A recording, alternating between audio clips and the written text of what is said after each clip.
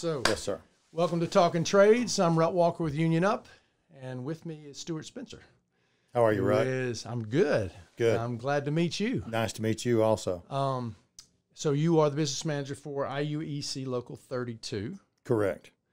the Elevator Constructors. That is us. Tell me your path. How'd you get to where you are now as the business manager? I started in the industry in 1986. I was 2 weeks out of the service, and a member that knew my father called the house and to speak to my father, and we got to talking, and he said, "Hey, would you like a job?" And I said, "Absolutely, I would." And from there, I went. I got hired. About the first 20 minutes on the job, I realized at that point I'd never need to find another job. I found what I was supposed to do, and I've done it for the last 38 years. And when did you get into the administration? I was a trustee on our executive board, just because having been years in the industry and years at the benefit of my local, I just decided it's time to pay my local back. Right. So my children were grown and gone. I had time to devote back to the local. So I said, well, let me get in the executive board as a trustee, and that turned out to be fruitful. And from there, I made my way to the business rep. Right.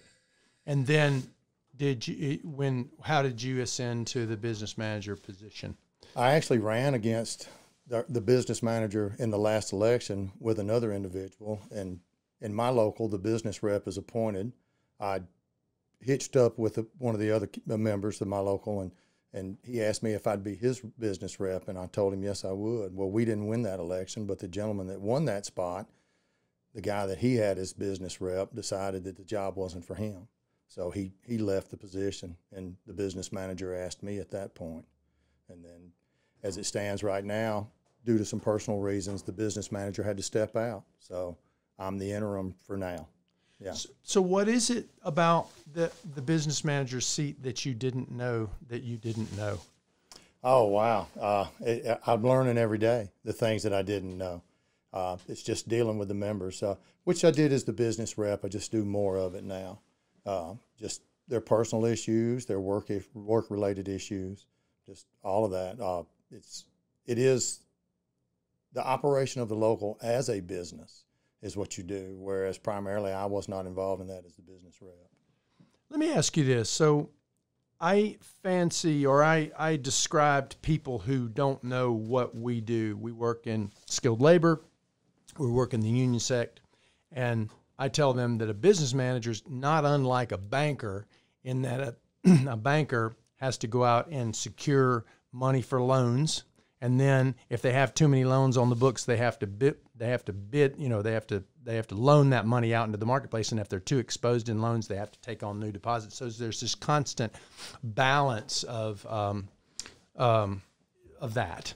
And it's not unlike a union where you've got too many contractors and not enough guys, and not too many guys and not enough contractors, et cetera. Where is IUEC Local 32 in that equation?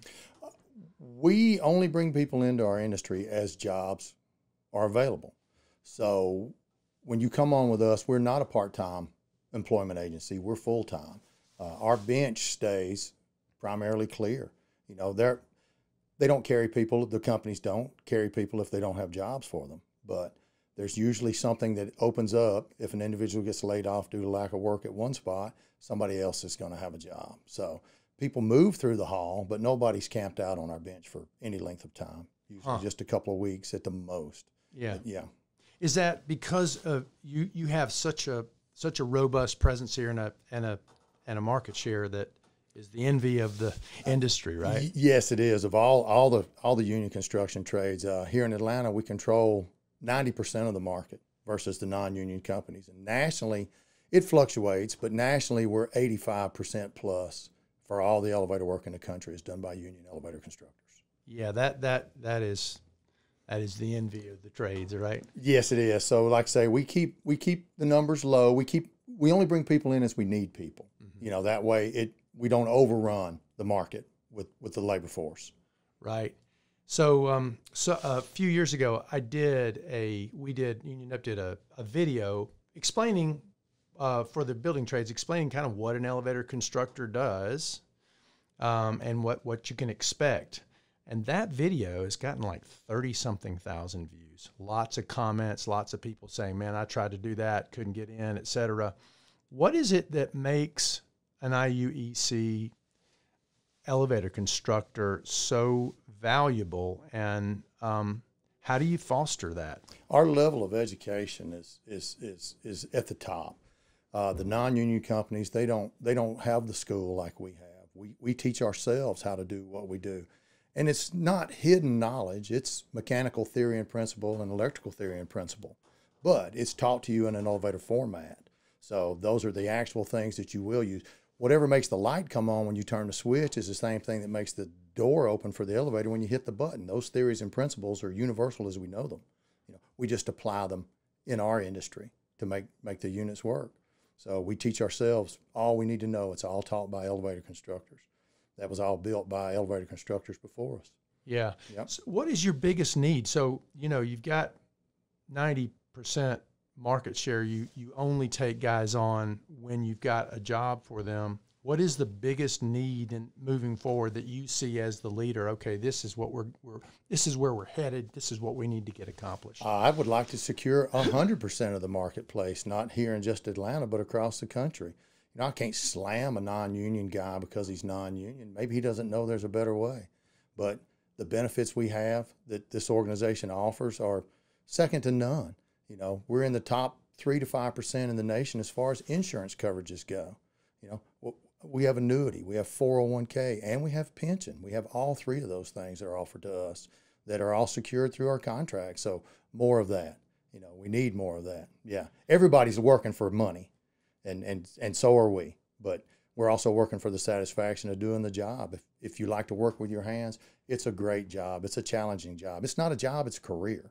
Right. Yeah, it's a career. You can get a job working somewhere else, but you can have a career with the International Union of Elevator Constructors. As selective as you guys are, and you have to be because of your situation, what are you looking for? When you bring someone on, what kind of qualifications do they need to have? What kind of skill set, what kind of attitude, et cetera, that are you looking for a member of IUEC Local 32? Well, we are mechanics, so you have to have some mechanical ability. Mm-hmm. You have to be able to read a tape measure. You have to work with tools. There's problem solving. It's just all things that lend itself to the industry. Everybody wants to play quarterback. Right. But not everybody has the talent, the skill set to do that. Well, that's the same with us. You have to have a mind that is mechanical. You have to have a mind that's electrical. You have to figure these things out. All this information is presented to you through our school program, but you have to learn how to apply that in the real world settings of either installing this elevator or answering a service call and figuring out what the offending component is on that board, that printed circuit board. Yeah. Are you actively recruiting, or do people come to you and you are able to select who you feel like would make a good match, or how do you? We do both. We actively recruit. We go to job fairs, outreach programs, but also people call all the time too. We hire through hiring drives. When at certain windows of time, we will open up and accept applications, and then there's an aptitude test and an interview process, and depending on how you score on those, that's where you make our list. And then you're on what is known as a list of ranked applicants. And from there, as jobs come available, we start with the first person on that list and offer them employment. If they take it, great. If not, we go to the next and on down the line. Is it a typical apprenticeship program where you've got where it's on the job training and then you go to school? Talk to me about the apprenticeship track. It is a federally recognized apprenticeship program. It's approximately 4 to 4.5 years if you move through the program and complete all your schoolwork and take your journeyman's exam. So yes, but like I said, everything's taught to you there. All that you'll need to know is presented to you in that school. So when you start out with us, you do some home study, and then you roll into actual class. So you'll go to class one night a week for 4 hours, and that's every student, every apprentice through our local.